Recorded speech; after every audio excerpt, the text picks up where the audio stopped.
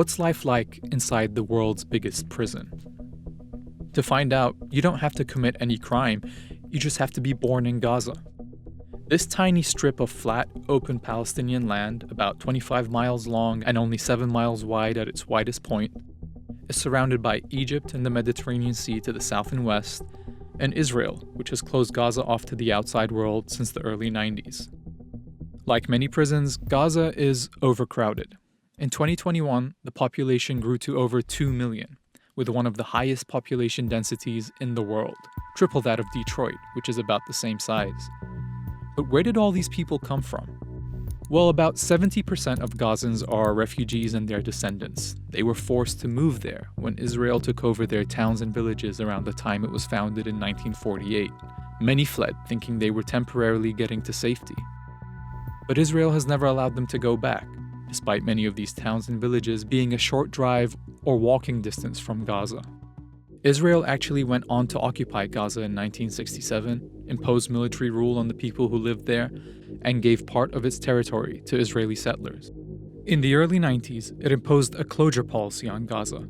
Palestinians there could no longer leave without a time-restricted, hard-to-get permit, and Palestinians from other areas were restricted from visiting Gaza as well. But it was in 2006 when things got really bad. Israel had pulled its soldiers and settlers out of Gaza the year before, while still controlling the borders, the airspace, and the economy. The Palestinian group Hamas, which has a military wing that fights the Israeli occupation, won Palestinian elections and took over Gaza. In response, Israel took its policies to the next level. The only power plant was bombed. Travel was banned. Most imports and exports were blocked, forcing most of Gaza's factories to shut down. Fishermen couldn't fish beyond a very limited area. Supplies of fuel and electricity were reduced so much that people converted their cars to run on cooking oil. Even medical supplies were restricted.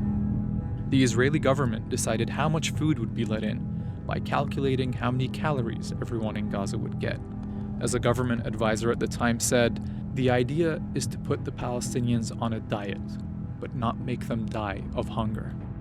These policies crushed Gaza's economy. It now has the highest unemployment rate in the world, and more than half the people live under the poverty line. Even materials to build infrastructure like sewage treatment plants have been held back, so raw sewage is pumped into the sea. In 2012, the United Nations said that if things didn't get better, Gaza would be unlivable by 2020. Instead, things got even worse.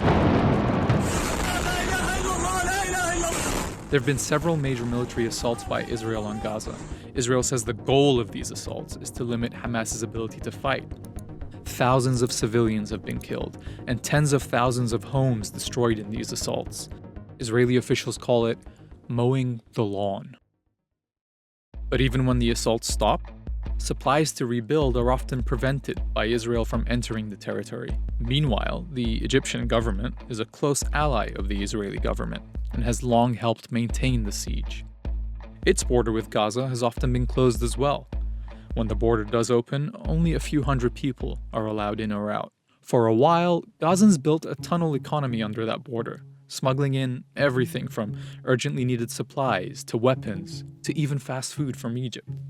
But the Egyptian government eventually flooded many of the tunnels and even destroyed one of its own border towns to cut off these supplies.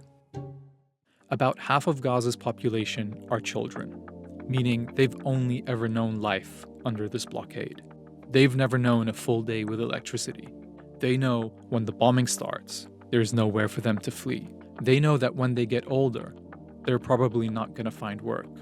They likely will not be able to leave Gaza or even meet Palestinians from other parts of their country.